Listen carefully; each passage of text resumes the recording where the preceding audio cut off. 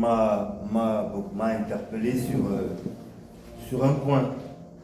Sur un point de notre quotidien que j'ai parfois tendance à négliger.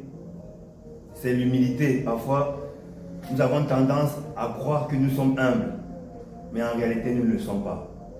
Et c'est un peu ce que le Seigneur m'a fait comprendre un peu cette semaine dans mes méditations.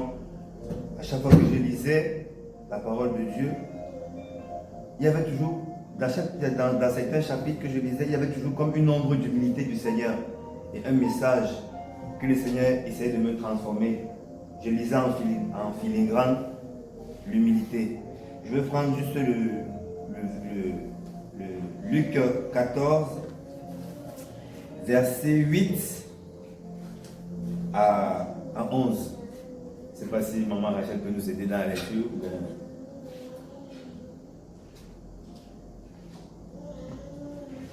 Luc 14, verset 8.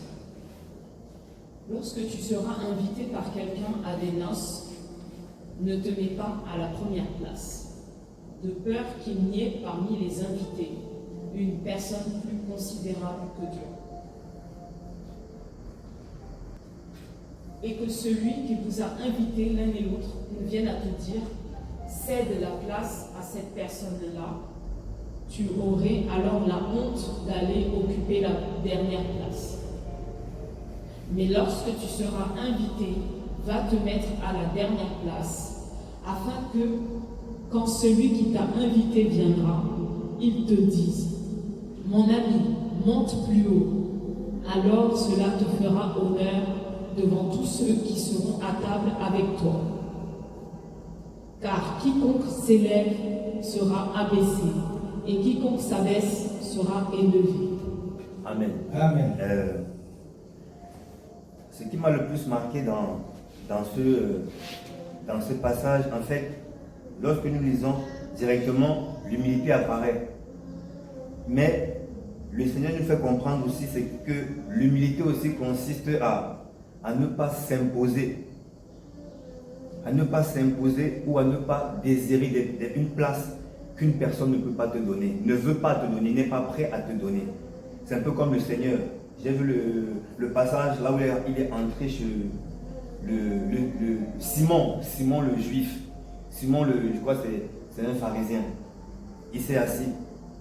Et lorsque Marie de Magdala est venue, elle a lavé les pieds. En fait, ce qui m'a fait comprendre, c'est que le Seigneur est entré chez Simon, mais il n'a rien imposé. Parce que le Seigneur aime bien que nous donnons la place que nous avons décidé de lui donner. C'est aussi une forme d'humilité. Attendre, ne pas s'immiscer. Et quand tu sais peut-être que, parce que là, dans le cas là où le Seigneur disait, assieds-toi, ne te mets pas à la première place, de peur que celui qui arrive te dise que, mon ami, va t'asseoir loin. En fait, c'est déjà, le Seigneur nous permet aussi, nous montre aussi le degré de médiculosité, genre, parce qu'il ne veut pas qu'entre frères et sœurs, il y ait des conflits. Parce que si tu entres chez ton frère et qu'il t'envoie à la dernière place, ça va te faire du mal. Moi, franchement, si je viens chez quelqu'un et que je m'assois, que je prends une place, s'il me lève, il me dit va t'asseoir derrière. Franchement, ça va me mettre la rancœur dans le cœur. Moi, ça va vraiment m'affecter. Et ça va même créer comme une sorte de barrière. Et le Seigneur, vu qu'il est omniscient et omniprésent, il anticipe déjà en nous disant va t'asseoir à la dernière place. Ne réclame pas une chose que quelqu'un n'est pas prêt à te donner. Mais prends ce que la personne veut te donner. Parce qu'en voulant forcer, tu peux mettre la personne soit mal à l'aise ou bien toi-même tu peux te faire du mal. Et ça risque de créer, une atmosphère de conflit. C'est un peu ça. L'humilité aussi, c'est, savoir accepter de ne pas avoir le dernier mot. Parce que moi, je suis quelqu'un avant qui aimait beaucoup avoir le dernier mot. Dans une conversation, j'aimais toujours avoir le dernier mot. Et comme la parole de Dieu le dit, le Seigneur est venu nous montrer comme un exemple à suivre. Là, j'ai pensé au passage avec, avec Pierre. Lorsque le Seigneur a dit à Pierre, Pierre, tu me renieras 3 fois. Pierre a dit non, je ne pourrai jamais te renier, même s'il me faut mourir. Mais ce qui m'a beaucoup marqué, c'est que le Seigneur n'a rien dit. Il n'a rien dit. Pourtant que Pierre avait dit tu es le Fils de Dieu, donc tu es Dieu. Mais vu notre nature, moi je me suis reconnu dans Pierre. Moi je me suis reconnu dans lui parce que moi, ma nature humaine, je veux toujours avoir le dernier mot. Je veux toujours revendiquer quelque chose. Et c'est ce qui s'est passé avec Pierre. Pierre a confessé que tu es Dieu. Et Dieu lui dit, mon enfant, tu vas me trahir devant. Mais il a dit, non, je ne peux pas. Dieu a fermé sa bouche. Dieu a aussi vu l'humilité. Et c'est ça l'humilité, savoir être un cadeau. Être un cadeau pour son prochain. Respecter son prochain. Ne pas faire quelque chose qui peut nuire à son frère. S'abstenir même parfois même de se faire plaisir. Ça peut faire du mal à son frère. Parce que moi j'ai compris, c'est un truc en semaine, par la grâce de Dieu. Et parfois on croit qu'on connaît des choses. Mais lorsqu'on lit la parole de Dieu, même le Seigneur dit que le sage écoute, il augmentera son savoir. Donc voilà, c'est un peu ça. Donc l'humilité est très importante parce que nous en tant qu'enfants de Dieu, lorsqu'on nous parle d'enfants de Dieu, on a toujours tendance à dire qu'on est humble, mais c'est faux. Parce qu'on croit en Jésus-Christ qu'on est humble, c'est faux. C'est un travail que le Seigneur travaille en fait, qui travaille jour après jour. Et pour cela, il faut se disposer. Cela, il faut se disposer. Ce n'est pas inné dans les enfants de Dieu, l'humilité. C'est un processus. C'est un processus quotidien. Même le Seigneur nous a montré l'humilité quand j'ai lu Ésaïe 52, quand j'ai lu dans Ésaïe 53, lorsque la parole de Dieu dit, lorsque le Seigneur dit, je lui donnerai sa part parmi les grands, il partagera les butins parmi les puissants. Parce qu'il s'est livré lui-même à la mort. Il a été compté parmi les pécheurs, parmi les malfrats, parmi les malfaiteurs. Le Seigneur, le Tout-Puissant qui n'a commis, il a été compté. Son humilité, c'est grâce à son humilité qu'on est en vie. L'humilité, il y a une parole un peu qui est venue dans ma tête. J'ai dit, l'humilité est une autre forme, est l'amour, mais c'est une autre forme. L'humilité est l'amour sur une autre forme parce que quelqu'un qui aime, il sait automatiquement être humble, c'est inné. Quelqu'un qui a l'amour de Dieu sait être humble parce que l'amour te pousse à l'humilité. L'amour c'est le Seigneur. Il a été humble.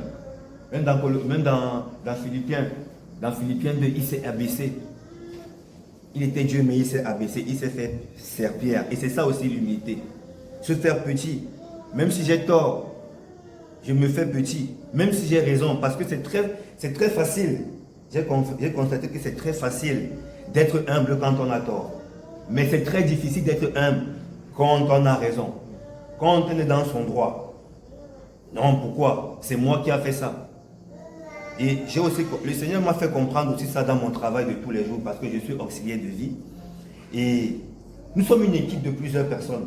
Bon, moi, quand je travaille, je me mets toujours à la place du patient parce qu'il y a mes collègues qui travaillent parfois, ils ne sont pas méticuleux comme moi.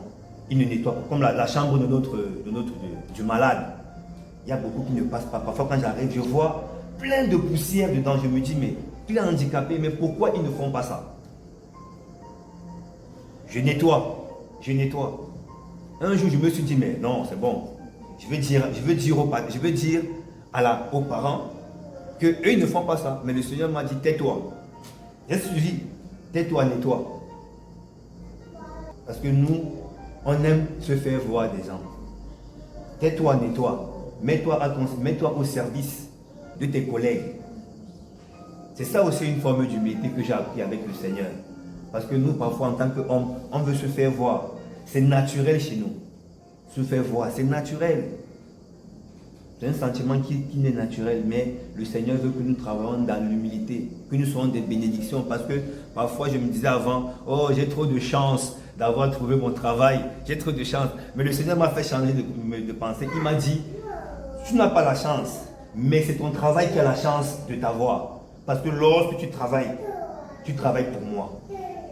C'est Christ qui travaille. Donc ce n'est pas ton patron qui a la chance. Mais ce n'est pas toi qui as la chance, mais c'est ton patron qui a la chance de t'avoir. Parce qu'il a Christ dans son entreprise. Donc C'est un peu ce message d'humilité. Dans l'humilité consiste aussi à renoncer à soi-même, même quand on a raison, même quand on est en possession de ses droits. Se faire petit, se taire. Parce que ce n'est pas devant les hommes, mais c'est devant Dieu. Parce que pour les hommes, nous sommes petits, mais devant Dieu, nous sommes tellement grands.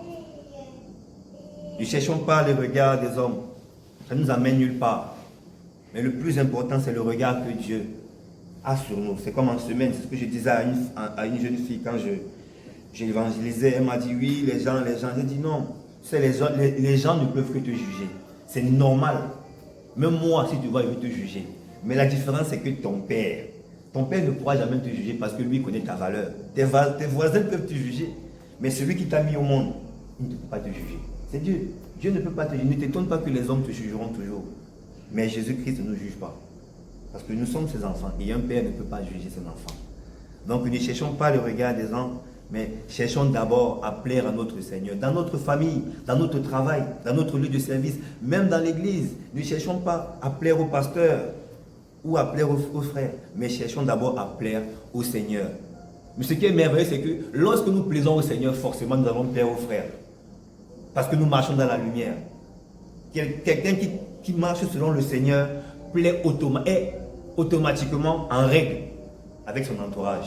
Parce qu'il suit la vérité. Parce qu'il suit la droiture. Parce qu'il suit la justice. Et ces valeurs-là, en réalité, c'est des valeurs que nous cherchons tous. Même si parfois nous ne sommes pas croyants. C'est des valeurs qui sont, qui sont incorporées dans notre être naturel. Donc, c'est un peu ça. Cherchons l'humilité. Considérer le besoin des autres. Être à l'écoute. Être patient. Pardonner. Supporter. Ça, c'est aussi des formes d'humilité. Encourager. Même quand quelqu'un fait. Je rends grâce à Dieu parce que j'ai vu le frère, l'homme de Dieu Kevin. J'ai constaté beaucoup son humilité. Je ne l'ai pas dit. Ça m'a beaucoup marqué parce que chez un frère, je n'avais jamais construit ça. Quand je lui parlais quelque chose, en fait, je voyais son humilité parce qu'il était toujours content de moi. Et il m'encourageait toujours. Ça m'a fait un tic. Parce qu'en réalité, je n'ai jamais vu ça. Parce que nous, en tant qu'êtres humains, lorsque quelqu'un manifeste quelque chose de bien, il y a automatiquement une jalousie qui s'installe. Même moi, le premier, en tant qu'enfant de Dieu. Quand quelqu'un, bien un frère avait un truc, au lieu d'être content avec lui, automatiquement, il y a une jalousie qui s'installe. Même si on essaie de le voiler. Mais devant le frère Kevin, ce n'est pas pour lui faire plaisir, mais j'ai vu cette purité d'âme-là. Et c'est ça qui m'a marqué. Parfois, je restais, je me disais, ah, et il ne le sait pas. Moi, je le regarde, avec son comportement, j'apprends. Mais il ne le sait pas. Donc, je rends grâce à Dieu parce qu'il veut tous les jours nous former, il nous appelle à l'humilité. Parce que l'humilité, ce n'est pas une faiblesse, mais l'humilité, c'est une forme de grandeur au devant de l'Éternel. Donc, que le Seigneur bénisse. Amen.